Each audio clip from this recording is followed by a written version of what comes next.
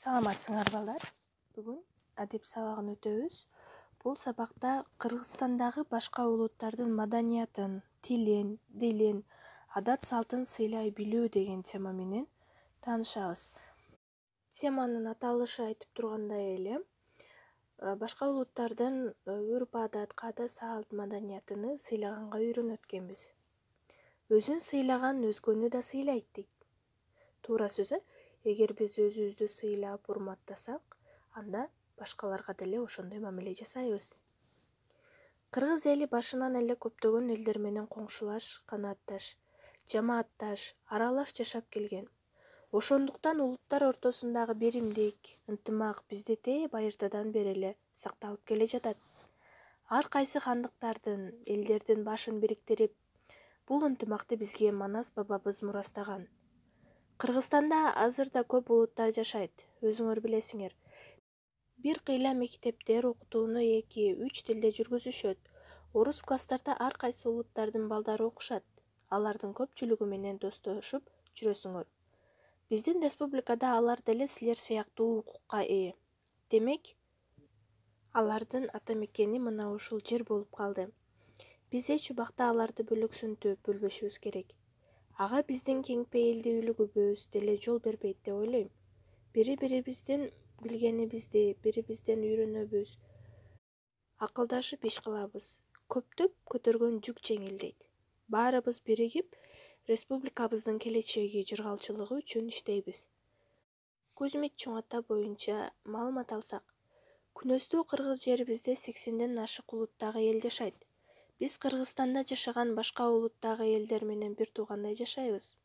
Алардын атын атасак, орустар, өзбектер, уйгурлар, туңгандар, кытайлар, түрктөр, немистер жана башка улуттардын маданиятын, тилин, адат-салтын сыйлайбыз. Башка улуттагы элдер Кыргызстанда өздөрүнүн тилин, каада-салтын таза сактоо менен жаратылышыбызды, элибизди сүйүп жашашат. Бул үчүн мамлекет тараптан да толук шарттар түзүлгөн. Кыргыз жерине келип, иштеп, жашап, өмүр бою жердеп калган атактуу инсандарыбыз көп. Атасак, Шуллер Альберт Яковлевич, улуту боюнча немис. 1979 жылы Кыргыз Республикасынын эмгек сиңирген врачы деген наамды алган. Константин Кузьмич Юдахинди ким билбейт? Ал 1890 жылы 31 майда Россиянын Омск шаарында туулган.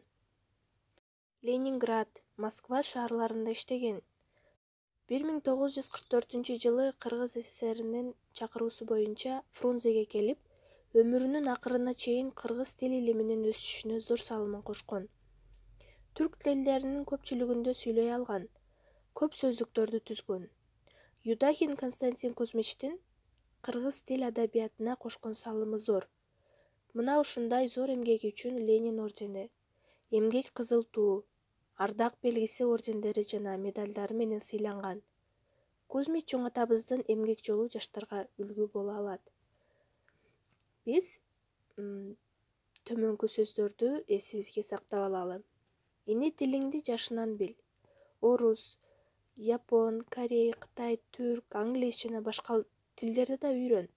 Бирок өз тилиңди унутпа.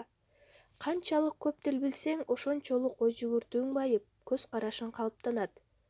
Дүйнөнү таанып билесиң. Башка улуттардын тилин, маданиятын сыйлап, урматта. Алардын алдыңкы сапаттарын, эмгекчилдигин, илим-билимге умтулгандыгын үйрөн. Көп тилде сүйлөгөнгө, ыртаганга, бийлегенге машык.